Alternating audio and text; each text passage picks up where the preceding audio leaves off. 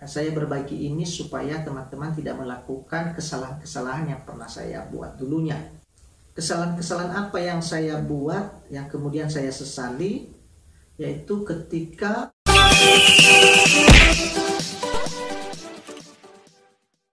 jadi guys, sebenarnya channel ini sudah saya buat sekitar 7 tahun yang lalu, tepatnya pada bulan November 2012. Tetapi sebenarnya guys, channel ini baru saya seriusin mengembangkannya kurang lebih sejak 10 bulan yang lalu, tepatnya dari awal Juni 2019. Jadi sebelum itu channel ini dibuat ya hanya untuk tempat dokumentasi pribadi saja. Memang di tahun 2013 sudah sempat dimonetisasi karena pada saat itu begitu gampang untuk mendaftarkan ke Google AdSense, tidak ada syarat-syarat seperti yang sekarang ini. Jadi sebenarnya channel saya ini sudah ada Google AdSense-nya sejak tahun 2013, tetapi kemudian diputuskan di tahun 2018 karena tidak memenuhi persyaratan yang ditetapkan oleh YouTube supaya channelnya bisa dimonetisasi. Jadi channel ini sempat berhenti monetisasinya sejak tahun 2018 ketika YouTube mengeluarkan peraturan yang baru menetapkan syarat-syarat channel yang bisa dimonetisasi. Jadi channel yang bisa dimonetisasi itu maksudnya channel yang bisa dipasangkan iklan, ya, channel yang bisa menghasilkan duit. Namun walaupun sudah dimonetisasi pada saat itu, tapi channelnya masih belum menghasilkan karena video-video yang diupload memang video sembarang saja. Tujuannya tidak memang untuk mendatangkan AdSense. Jadi videonya pun tidak pernah diedit, yang penting apa saja diupload, apa saja. Jadi tujuannya hanya sekedar untuk dokumen saja. Dan subscriber saya sejak dari tahun 2012 sampai Mei 2019 itu baru sekitar 100-an orang guys. Ya, jadi memang benar-benar bikin channel pada saat itu memang tidak tujuannya memang tidak untuk menjadi YouTuber. Baru di awal Juni 2019 karena pada saat itu saya sudah sedikit belajar tentang editing video dan saya sudah mulai kecanduan, jadi hobi mengedit video. Dan itulah yang membuat saya kemudian berkomitmen untuk menseriusin mengembangkan channel ini. Karena saya sudah bisa mengedit video. Jadi awal Juni saya berkomitmen untuk mengembangkan channel. Saya kemudian belajar tutorial-tutorial bagaimana cara mengembangkan channel. Dan puji Tuhan guys, hanya dalam waktu 2 minggu saja saya telah berhasil mencapai syarat awal untuk menjadi seorang YouTuber. Itu mencapai syarat awal yang ditetapkan YouTube, memiliki 1000 subscriber dan 4000 jam tayang. Dan bahkan guys, di awal Juli subscriber saya sudah mencapai 5000 dan jam tayangnya sudah mencapai 8000 jam tayang. Nah, coba perbedaannya tadi dari tahun 2012 dari November 2012 sampai ke Mei 2019 subscribernya cuma sekitar 100 orang. Tapi dalam 1 bulan saja sejak Juni sampai Juli saya mendapatkan subscriber 5000 dan 8000 jam tayang. Bagi saya pribadi ini sungguh pencapaian yang sangat luar biasa guys. Karena banyak channel untuk mencapai 1000 subscribe dan 4000 jam tayang itu sampai berdarah-darah guys. Dan itu sebabnya mengapa YouTube kasih kelonggaran waktu untuk bisa mencapai 4000 jam tayang ini, yaitu dia beri waktu selama 1 tahun. Tetapi saya justru mencapainya hanya dalam 2 minggu saja. Bagaimana caranya sampai saya bisa mendapatkan banyak subscribe dan viewers hanya dalam waktu yang sangat singkat, 1 bulan 5000 subscriber dan 8000 jam tayang. Sebenarnya guys, saya sudah bikin tutorialnya, bisa lihat linknya di atas ini. Tetapi sorry, itu bahasa pengantarnya memakai bahasa Nias. Ya, mudah-mudahan ke depan ini saya akan bikin lagi tutorialnya tetapi yang memakai bahasa Indonesia. Lalu setelah channel ini memenuhi syarat,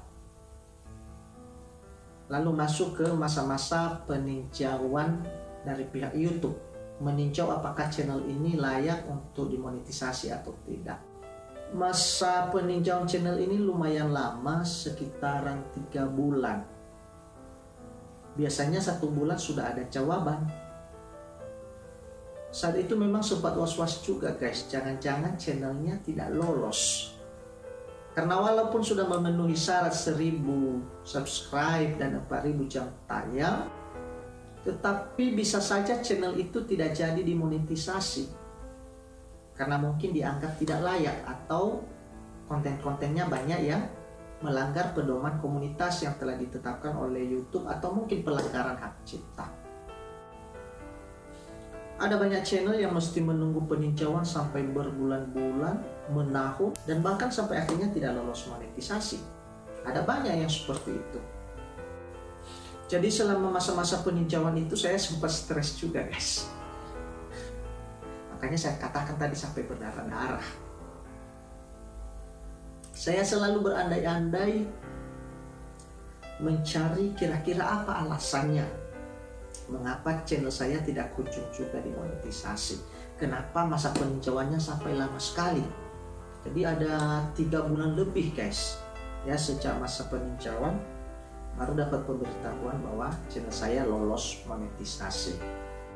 Setelah memasuki masa 2 bulan peninjauan, saya sudah mulai stres, mulai parno.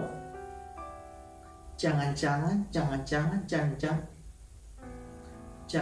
channel saya tidak dimonetisasi karena alasan ini, karena alasan itu, dan bla bla bla bla bla. Dan dari pengalaman searching beberapa konten-konten YouTuber senior, saya banyak mendapatkan informasi bahwa channel mereka dulunya ketika memasuki masa-masa peninjauan pada akhirnya bisa lolos setelah mereka melakukan beberapa trik. Dan saya pun melakukan itu, tetapi sama saja tidak ada hasil. Tidak ada pemberitahuan dari itu apakah channel saya lolos atau tidak.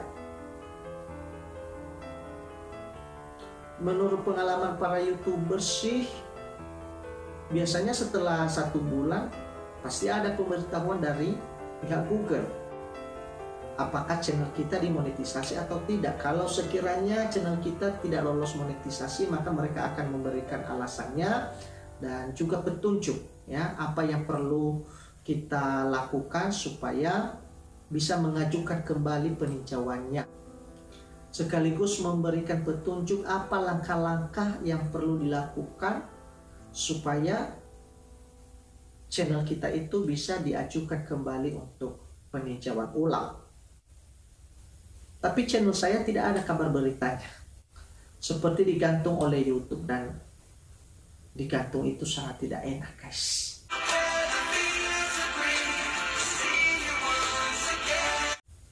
Sempat stres juga. Kadang saya berpikir channel ini tidak dimonetisasi barangkali karena channel ini sudah sangat lama, karena saya kan bikinnya di tahun 2012. Jadi saya pikir jangan-jangan channel-channel yang sudah lama itu tidak bisa dimonetisasi lagi. Apalagi karena channel ini kan dulunya pernah dimonetisasi di tahun 2013, tetapi kemudian dihentikan monetisasinya di tahun 2018 ketika YouTube mengeluarkan kebijakan baru, harus ada syarat 1000 subscriber dan 4000 jam tayang. Padahal pada saat itu channel saya baru sekitaran baru memiliki sekitaran 100 subscriber dan jam tayangnya paling belasan jam, karena memang videonya belum banyak. Jadi saya begitu parno dan banyak berandai-andai. Jadi sengaja saya sharingkan ini guys, karena mana tahu saat ini ada teman-teman yang sedang di masa-masa peninjauan. Jadi saya berbagi ini supaya teman-teman tidak melakukan kesalahan-kesalahan yang pernah saya buat dulunya. Kesalahan-kesalahan apa yang saya buat yang kemudian saya sesali, yaitu ketika saya kemudian berandai-andai, saya berpikir jangan-jangan konten-konten yang saya upload ini banyak yang melanggar pedoman komunitas yang ditetapkan oleh YouTube. Jangan-jangan ada yang dianggap reupload sama YouTube. Nah, saya jadi parno, lalu saya cek video-video saya satu persatu, dan konten-konten yang saya perkirakan bermasalah kemudian saya hapus guys, padahal viewersnya itu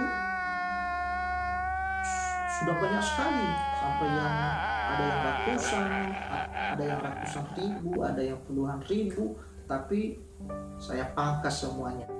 Video-video yang mendatangkan banyak subscriber dan banyak viewers yang sempat booming, yang membuat channel saya tiba-tiba cepat berkembang gitu guys. Jadi video-video tersebut saya buang karena saya takut jangan-jangan karena video-video ini makanya channel saya tidak kunjung dimonetisasi. Bang. Pada saat itu saya baru saja juga membuat channel satu lagi yang rencananya saya khususkan untuk kuliner, namanya channel Trips on Tips. Di subscribe ya guys. Pada saat itu channel itu pun lagi boomingnya juga, jadi baru sekitaran 2 minggu saya buat itu subscribernya udah mencapai 700 kalau tidak salah pada saat itu, dan jam tayangnya sudah banyak sekali guys, pokoknya udah banyak lah, udah melebihi dari syarat yang ditentukan oleh YouTube. Tetapi dari pengalaman teman-teman YouTuber yang pernah saya tonton bahwa kadang-kadang channel yang lain itu bisa mempengaruhi juga peninjauan channel kita yang lain. Makanya karena parno, jadi semua video-video yang ada di channel yang baru saya itu saya hapus semuanya guys. Jadi dengan saya hapus semuanya kan berarti viewersnya hilang, tinggal subscribernya yang ada. Sayang kan? Bang. Yang saya hapus semuanya karena saya pikir daripada mengganggu masa-masa peninjauan channel saya, channel utama saya ini, jadi lebih baik saya pangkas dulu semua video-video di channel yang baru itu. Dan saya sangat menyesal telah melakukan itu semuanya guys. Saya sangat menyesal telah menghapus video-video saya yang sempat booming baik di channel ini maupun di channel yang satu lagi. Mengapa?